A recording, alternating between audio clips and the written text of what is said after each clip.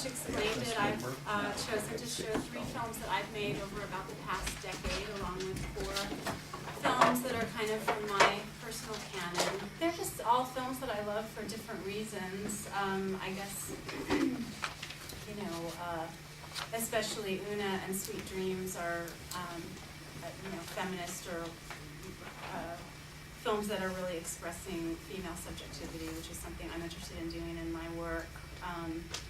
The Amanita film is a film that I kind of just recently discovered, and I'm actually in the process. I guess it relates as much to what we just saw as to something that I'm working on now, which is an experimental nature film of my own that's about clouds. And I actually have a mushroom film that I've also been kind of working on for a while, but I just love that film because of the kind of the way that it approaches the subject of, you know, nature.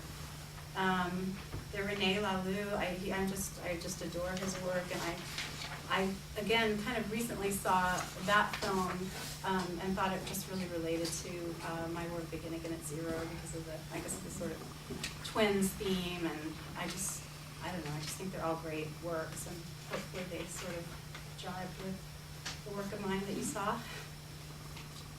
He asked who did the audio collage for Beginning at Zero. But most of the music that you're hearing is by a composer named Ingram Marshall, who gave me permission to use a work of his called the Fragility Cycles, which is what you hear kind of repeated over again with the melody. And then I added some sound effects to that as well. Yes? In the green double zero thing, something you made up?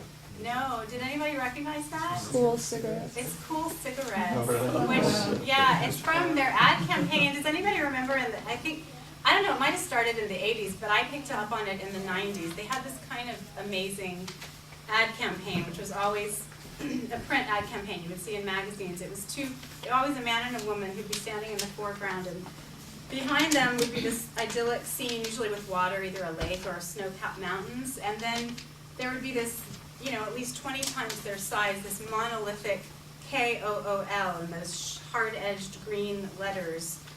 And it was such just an enigma. As an ad, I thought it was so powerful, but so sort of clunky at the same time. So I appropriated those interlocked O's, which is part of their logo, for my own purposes.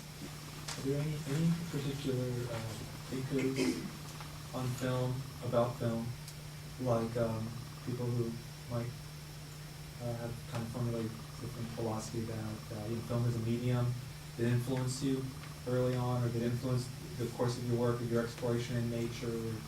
Anyone? Writers, you're saying? Well, like, you know, film theorists or thinkers, or, you know, theorists, or I don't know. any ideas about film that you say influenced your work? I don't know. Jack Smith. I like his writing on film. In terms of writing, I don't know. We talk about the subjectivity of yeah, probably Irigaray and Kaja Silverman maybe, but it doesn't really specifically pertain to film.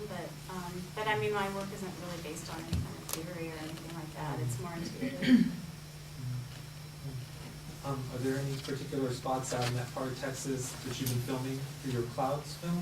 Well, I've been filming just really a lot in my backyard and just driving around town. You know, it's mostly looking up in the sky, so it's just beautiful wherever you are. It's kind of, I'm waiting for the summer to happen again because there's a few more shots I need to get, and that's when the big clouds really roll in, is when the rainy season comes.